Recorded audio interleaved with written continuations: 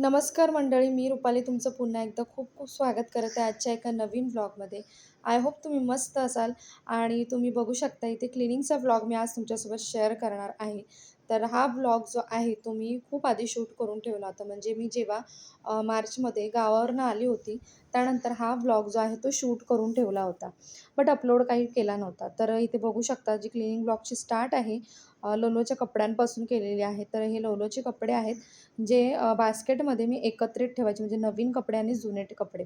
तर ते खूप मेसअप व्हायचे जेव्हा मी कपडे त्याला काढायची घालण्यासाठी. त्यामुळे मग याचं सोल्युशन मी काढलं, की हे बास्केट मी आधी खूप दिवस आधी संडे मार्केटमधून आणून ठेवलं होतं. तर त्याच्यामध्ये लोलोचे डेली यूजचे कपडे ठेवले आणि जे नवीन कपडे आहेत, तर ते मी बास्केटमध्ये ठेवले. तर तुम्हीसुद्धा अशा प्रकारे बास्केटचा वापर करून कपडे जे आहेत ते सॅग्रिगेट करू शकता. डेली यूजचे कपडे ठेवू शकता किंवा छोटे-छोटे कपडे जे काही असतील तुमचे ते. त्यानंतर मी घेतलेला आहे सोफा क्लीन करायला. कारण हा सोफा जो आहे ना, तो मला क्लीन करावाच लागतो 15-15 दिवसाने तरी. कारण खूप मेसअप होतं आणि इथे बघताय तुम्ही जे मी काढते त्या सगळ्या फाईल्स आहेत आमच्या. तर ह्या फाईल्समुळे ना खूप जास्त सोफ्याची जागा अडवली जाते. सो यासाठी मी एक सोल्युशन काढलेलं आहे. तर सोफा आधी क्लीन करून घेणार आहे आणि लोलोसुद्धा मला यामध्ये मदत करत आहे. सोफ्याचा वरचा पार्ट जो आहे तो पकडून ठेवलेला आहे लोलोने. जेणेकरून मला सोफा आतला व्यवस्थित असा क्लीन करता येईल. तर आधी क्लीन करून घेणार आहे. त्यानंतर दाखवणार आहे, की याचं सोल्युशन मी काय काढलेलं आहे. तर खूप दिवस आधी ना मी ऑनलाईन Meeshoवरनं अशा प्रकारचे ऑर्गनायझर मागवले होते, जे कपड्यांसाठी क्लोथ ऑर्गनायझर आहेत. तर ते मागवले होते मी. सो त्याचा मी इथे उपयोग करणार आहे. या फाईल ज्या आहेत, ते मी या ऑर्गनायझरमध्ये भरून ठेवणार आहे. जेणेकरून जेव्हा पण फाईलची गरज पडेल, तर हे 2-3 ऑर्गनायझर एकत्र काढून फाईल जे आहेत ते बघता येतील. त्याचबरोबर काही फोटो अल्बमसुद्धा होते. तर ते सुद्धा मी इथे व्यवस्थित ठेवून घेणार आहे. काही आणि ज्या गोष्टी आहेत ज्या गरजेच्या नाही आहेत डिकल्टर करायच्या त्यासुद्धा डिकल्टर केलेल्या आहेत. कारण जेव्हा आपण क्लिनिंग करतो ना, तर जेव्हा नको असलेल्या गोष्टी जर आपण काढल्या नाहीत, तर त्या क्लिनिंगचा साफसफाईचा काहीच यूज होत नाही. कारण आपण जशा तशा गोष्टी काढतो आणि पुन्हा ठेवतो. त्याच्यामुळे अजूनच मेसअप होत राहतात गोष्टी. तर वेळोवेळी डिकल्टरिंग करणंसुद्धा खूप महत्त्वाचं आहे. कारण क्लिनिंगचं हे ब्रह्मास्त्र आहे. जर क्लिनिंग करत असाल तुम्ही आणि डिकल्टर करत नसाल, तर काहीच उपयोग नाही क्लिनिंगचा. वेळच्या वेळी जर डिकल्टरिंग नाही केलं, तर खूप साऱ्या घरामध्ये नको असलेला, नको गरजेचा नसलेला पसारा जमा होत असतो आणि तोच पसारा आपल्या मनातसुद्धा नेहमी जमा होत असतो. कारण घर जर स्वच्छ नसेल, ऑर्गनाइज नसेल, व्यवस्थित नसेल, तर सतत आपल्याला चिंता सतावत असते, की ही गोष्ट व्यवस्थित करायची आहे, ती गोष्ट व्यवस्थित नाही आहे. इथे थोडासा पसारा आहे, इकडे पसारा आहे आणि अशामुळे ना आपली स्ट्रेस लेव्हलसुद्धा वाढते.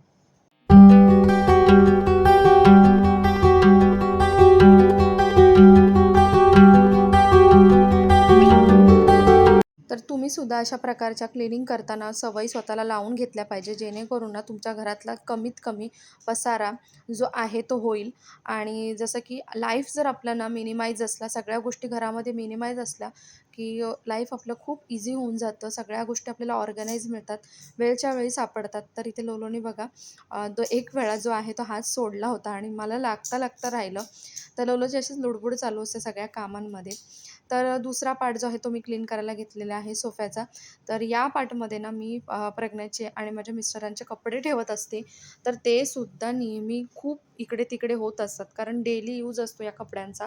सो त्यामुळे ते कितीही ऑर्गनाइज करून ठेवलं तरी 15-15 दिवसांनी या सगळ्या गोष्टी क्लीन कराव्याच लागतात. आणि इथे सुद्धा मी क्लॉथ ऑर्गनायझर यूज करते. तरीसुद्धा तुम्ही बघू शकता किती पसारा होतो. Our hearts beat. सोफा जो आहे तो क्लीन झालेला आहे. लोलोचे कपडेसुद्धा व्यवस्थित ठेवलेले आहेत. तर आता मी गालिचा जो आहे तो क्लीन करायला घेणार आहे आणि या ब्रशची ना मला गालिचा क्लीन करण्यासाठी ना खूप जास्त मदत झालेली आहे. तर आधी काय करायचं ना, सतत मला गालिचा क्लीन करण्यासाठी ना बाहेर नेऊन झटकावं लागायचं किंवा हाताने अक्षरशः केस वगैरे काढावे लागायचे. तर याला हे बेस्ट सोल्युशन आहे हे, की अशा प्रकारचा ब्रश जो आहे तो मी ऑनलाईन Meeshoवरनं मागवला होता. सोफा क्लीनसुद्धा करू शकता. बऱ्याचशा गोष्टींमध्ये याचा उपयोग होतो. मल्टीपर्पज आहे. सो याचा यूज करून मी केस वगैरे जी काय होती, धूळ वगैरे सगळी क्लीन केली. कारण गालिचा हा जो आहे तो आपण डेली किंवा मग 4-4 दिवसांनी, आठवड्याने तर क्लीन करणं शक्य नाही. कारण थोडासा हेवी असतो आणि भिजल्यानंतर खूप जास्त हेवी होतो. मशीनमध्ये तर याचा यूजच करू शकत नाही. म्हणजे मशीनमध्ये तर याला क्लीन करणं थोडं डिफिकल्टच आहे. त्यामुळे या गोष्टी वेळच्या वेळी मी क्लीन करत असते आणि ही सवय मी स्वतःला लावून घेतलेली आहे. प्रत्येक गोष्ट जर वेळच्या वेळी क्लीन केली, तर ती क्लीनसुद्धा मिळते आणि आयत्या वेळेला आपली पंचायतसुद्धा होत नाही कधीही. Our hearts beat to the city streets. We began to feel. गलीच्या क्लीन करून फोल्ड करून ठेवला. त्यानंतर घरातली ना सगळ्यात जास्त मिस होणारी प्लेस म्हणजे आपल्या घरातला फ्रिज. तिथे सुद्धा आपल्या घरामध्ये डेली काही ना काही मेसअप होत असतं. कितीही क्लीन ठेवा, कितीही जागच्या जागी ठेवा, तरी घाई तिकडे-तिकडे गोष्टी थोड्याशा ठेवल्या जातात आणि मुलंसुद्धा सतत फ्रिज ओपन करत असतात, वस्तू घेत असतात. कशा ठेवताना स्पेशली ज्यांच्या घरात लहान मुलं आहेत. तर आमच्या घरी लोलो जो आहे तो खूप सारा फ्रिजमध्ये पसारा ठेवत असतो आणि करतही असतो. फ्रीज जर त्याला ओपन भेटला तर तो घरातल्या गोष्टीसुद्धा फ्रीजमध्ये नेऊन ठेवतो. अगदी मोबाईल असू दे, फण्या असू दे, रिमोट असू दे, बऱ्याचशा त्याची खेळणी तीसुद्धा कोल्ड करण्यासाठी, थंड करण्यासाठी त्याचा असा समज आहे, की थंड करण्यासाठी तो फ्रीजमध्ये ठेवत असतो. त्यामुळे ना तिथे खूप मेसअप होत असतो. त्याचबरोबर डेली यूजमध्ये आपण काही गोष्टी घेतो, तर त्यासुद्धा मेसअप होतात. इथे तुम्ही बघू शकता आवळा जो आहे, मी साठवून ठेवला होता, तर तो मी स्मेल घेऊन बघितला, तर खूप छान तसाच टिकलेला आहे. तर लवकरात लवकर त्याचा यूजसुद्धा मी करणार आहे आता.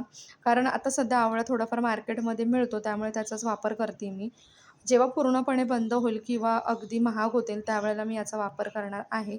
सो इथे टीव्ही बघत-बघत मी क्लीनिंग करत आहे आणि मी अशा प्रकारच्या ज्या क्लीनिंग्स आहेत ना, तर ते टीव्ही किंवा गाणी ऐकताना करत असते.